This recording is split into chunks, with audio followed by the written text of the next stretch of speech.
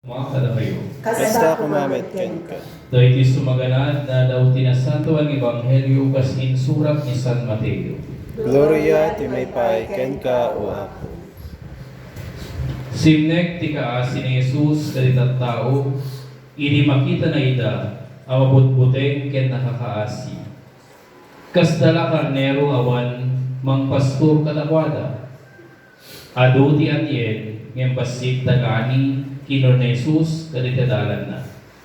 Agdawat kay nga rod dakin kukwa ti maani, tapno mang ibaon kadita gani.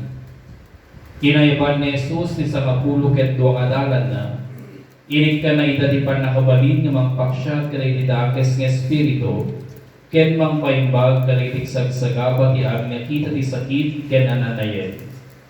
Dagitoy tinagan dahil sa kapulo ket duang apostoles. Umuna, da Simon amanagan Pedro, ken Andres akabsat na. Da Santiago ken Juan, agkabsat nga anak ni Zebedeo. Da Felipe ken Bartolome, ni Tomas ken ni Mateo, tagsingsingir ti buwis. Ni Santiago anak ni Alfeo, ken ni Tadeo.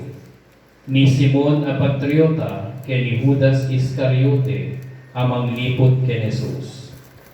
Imbaon ni Jesus dahil sa kapulo ket dua, kastoy timbili na katakwada.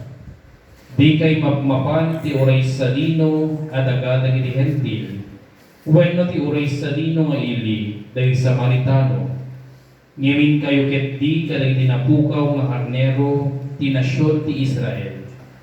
In kayo ikasabada itoy, asidegen ti pagarian ti langit, paimbagin yu dagiti masakit, pagungarin yu dagiti natay, agasan yu dagiti kukudel, ken paksyaten yu dagiti demonyo.